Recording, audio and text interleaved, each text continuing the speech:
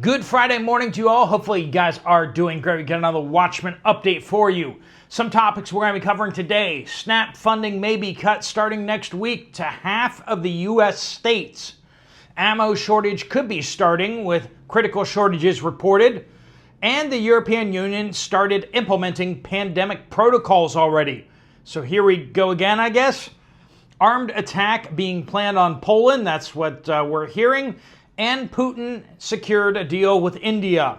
It's shaking things up pretty bad. We're going to talk about the Supreme Court, Netflix, Rwanda, and a whole bunch of your updates. Let's get into it. I'm Steve Poplar, and welcome to the Poplar Report, the most straight-to-the-point daily news update on YouTube and your updates. If you have something to share, make sure you use that word update somewhere in your comment. That gets it to the right place. That comment can be on any video on this channel. All right, friends, we also do want to thank our sponsors, Genesis Gold Group. They help people with retirement accounts. If you got an IRA, 401k, you got lots of options out there, but if you have it in certain places, they'll tell you that you only have a few options. Well, one of those options you have is physical precious metals. You can buy silver coins, silver bars, gold coins, gold bars. You can even buy platinum. Serial numbers that belong to you. They get held until you take the distribution. If you want to find out more about how that works, what the fees look like, Jonathan and his team would love to talk to you. You can check them out down the pinned comment down below. Make sure you mention this channel so they waive your setup fee. That can save you hundreds of dollars. That's for this community only. All right, friends, there'll also be a link at the end of the video. Let's start off with SNAP funding, or food stamps. The Trump administration has said that it will cut off SNAP funding for most Democratic-led states. Now, it's not because they're Democrats. It's because those states failed to send in the reports that were required by the federal government. They've been demanded that they hand over data on aid recipients, including immigration status. So, these databases have addresses on them, payment details, and, theoretically, immigration status.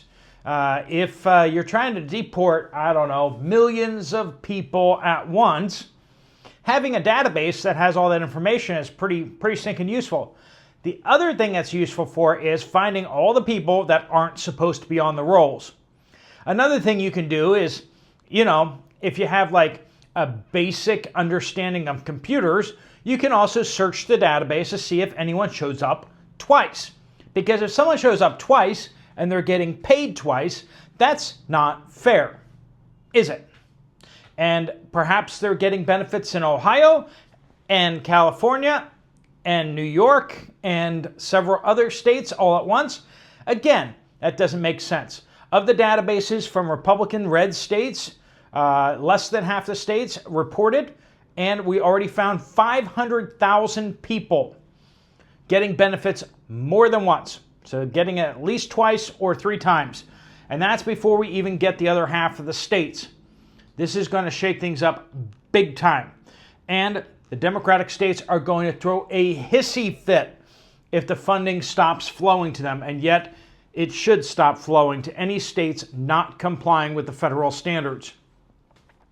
All right, the country of Turkey, not the food, the country, has summoned the Russian and Ukrainian ambassadors after Black Sea drone strikes. Okay, so the Ukrainians decided to attack civilian Russian targets. Well, were they even Russian? That's a whole nother question. Or third country targets inside Turkish waters. You can't just walk into a random other country and start shooting people. And yet that's exactly what Ukraine did. They sent drones into Turkish waters to attack tankers that were flagged by, they weren't even Russian flagged tankers. And then on top of that, they were civilian tankers. You can't do that. And yet, apparently Ukraine's allowed to do whatever they want. Nobody seems to ever want to call them out on that. And I told you, the person that's probably going to have a problem with this is going to be Erdogan, the president of Turkey. He's not going to be happy that his sovereignty of his country has been violated like this. It's supposed to be international waters around the Bosphorus Strait, and it's supposed to be a safe haven for anyone out there. It's not supposed to be a war zone. Someone starts turning your backyard into a war zone, see how you feel about it. You probably won't like it so much, and neither do the Turkish. An armed attack on Poland is being prepared. This is a direct quote here. The enemy has begun preparations for war. Okay, who's this from? A Polish general. Now, this is after multiple sabotage attacks have taken place against Polish railroads just yesterday. Several incidents of sabotage on Polish railroads. Now, again, let me point out that these Polish railroads are being used to transport war materials. They're carrying guns, munitions, ammo, tanks, armored vehicles, all these type of things that are going straight to Ukraine, and then they're going into the fight against the Russians. I'm sorry, but it's a legitimate military target. Remember the Lusitania? The reason why we entered World War I? Because the Germans sank it? Well, later on it kind of turned out that the United States actually was shipping weapons and munitions on the Lusitania. We're not supposed to talk about that. And America got all super upset about like a passenger ship was attacked. This is horrible. And the Germans were like, you're moving weapons with it. It's a legitimate war target. Turns out they were right. Well, in this case, the Polish are very bent out of shape that their railroads are being attacked, even while they are moving munitions and war materials on those very same railroads. Anyway, moving on. President Putin met Friends, I'm not taking sides in this. I'm just telling you what international law is. Soldiers learn that kind of stuff. I learned it for other reasons, and just that's what the law is. That's who you can do stuff to and who you can't do stuff to. If they're directly involved in the fight, you can. If it's munitions or war materials, you can attack it. If those oil tankers were carrying diesel going to the front lines for the Russians, then yeah, the Ukrainians could attack them. Not only there, but they could, in Turkey, they could attack them in Europe, wherever. But they weren't. President Putin met with Indian Prime Minister Modi in New Delhi earlier today. Talks focused on economic cooperation, cooperation in space, energy cooperation, and de-dollarization, moving their business off of the SWIFT network, the US dollar SWIFT network. Also, interestingly enough, came up was the Russians want to produce aircraft in Indian factories. So the Indians have a problem with getting their planes blown out of the sky when they go up against Pakistan. So they need better aircraft. And the Russians can't really build aircraft in their country because of all the sanctions on them. Aircraft are rather complicated pieces of equipment, and you need to make lots and lots of little parts, and it's easier if you can purchase them. Well, if Russia builds those aircraft in India, India can purchase those components and assemble the aircraft there.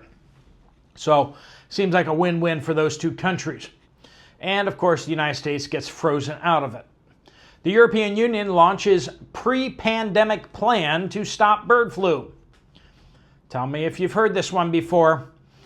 It's kind of ominous. European countries have been advised to get ready to boost hospital capacity, encourage mask wearing. Oh, isn't that a fun one? And quarantine sick people under a new plan to prevent bird flu pandemic. Let's see how many people's jobs we can endanger and get people fired on. Let's cancel people. Yeah, that's what the Europeans are all about doing. All right, Warner Brothers and Discovery Inc. These businesses are conglomerating more and more. They're losing a lot of money, and so therefore they are consolidating into less and less businesses. Anyway, Warner Brothers Discovery Inc. has entered into exclusive negotiations to sell its film and TV studios and HBO Max. So this has got a few names you may recognize. All of that, they're going to sell it to Netflix. This is we'll have to see what antitrust laws come into play here. They probably will need to get permission to do that because it is borderline monopoly when you start talking about that. But that's a big one out there. There'll be a lot less streaming services if they consolidate like that. All right, U.S. Supreme Court has cleared the way for Texas lawmakers to use new maps favoring Republicans in the 2026 midterm elections. So Texas drew up their congressional district maps, and then, of course, they got challenged on it in court. But the Supreme Court has said, hey, Texas, you're good to go. The way you did it's fine. I mean, it's not nearly as bad as what they did in California or New York or Maryland or any of these other blue states. So you're good to go. Needless to say, the leftists on the court had things to say about that. I'm going to go back to the Netflix thing. What's going to happen as they consolidate these streaming services? Now, if you were one of those people that you're like, hey, all of the DVDs and movies that I want to watch are on the streaming services, and it's only like $10 a month. Why don't we just get rid of all the DVDs? If you've gotten rid of all your DVDs, this might be a good time to start buying back all those DVDs. Because when they consolidate these streaming services, they're doing it for a very specific reason so that they can jack the price back up way, way higher. They may want to take Netflix over $30 a month. They want to take it even higher than that because they need to make money. And they believe that if they corner enough of the market, they can then jack the prices up significantly enough that you'll be over a barrel, you'll have to pay it. Well, friends, the way out from that is a lot of places you can get DVDs for $1 or less. So go to those flea markets, buy up your DVD collection, buy up all the movies that you want to watch, and stockpile them so you don't have to pay the streaming services when they take those prices up. The other way around that is VPNs and going, so you're signing up in another country. That still supposedly works in a lot of places, but I don't know if it will continue to work in the future. Just to put it succinctly like this, we wanted to watch a few of the Disney movies and stuff like that. We're paying $3 a month for ad-free Disney Plus here in the Philippines. So thank you for subsidizing, all of you guys out there subsidizing our video habits over here in the Philippines. Other countries, it's a lot cheaper to get the streaming services. But make sure you understand how VPNs work and all that before you go too far into that. All right, chaos gripped Indian airports on Thursday. This is the day before Putin arrived. After the country's biggest airline, Indigo, canceled 1,200 flights. That's not a small number of flights, stranding thousands of passengers all over the country. The country blamed the disruption on, quote, unforeseen operational challenges, including technical glitches, bad weather, and new rules for workers. Could this have been a shot across the bow by the European Union and the United States? A hacking attack? It could have been. I don't know. We'll see. Rwanda, and a country you think about so very often, it's basically, you hear that country name and you think genocide. It's crazy. Rwanda and Democratic Republic of Congo, their leaders have signed a peace deal. Now, what was happening is terrorists from DR Congo were crossing over into Rwanda or attacking Rwandan-like people across the border in DR Congo. And so Rwanda ended up invading DR Congo. Rwanda was beating up on its neighbor. Whether for good reason or not, Rwandan troops ended up in DR Congo and were taking territory and stuff like that. Anyway, the leaders of these countries have arrived in the Donald J. Trump Peace Institute in Washington, D.C.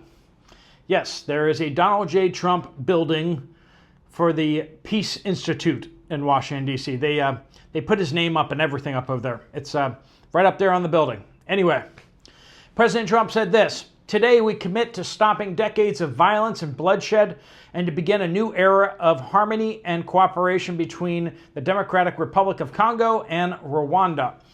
Peace is almost always preferable to war. War is the culmination of all the evils of humanity. And anyone who's been around any of it knows that it should be avoided at any cost. The people who start wars are people who are very, very far from wars, or people who just have no morals whatsoever. Anyway, Emily says drugs scheduled by the port director in Michigan went from the boats directly to the schools. A lot of the powders and stuff, they're streamlined, and then they use the schools for distributions there.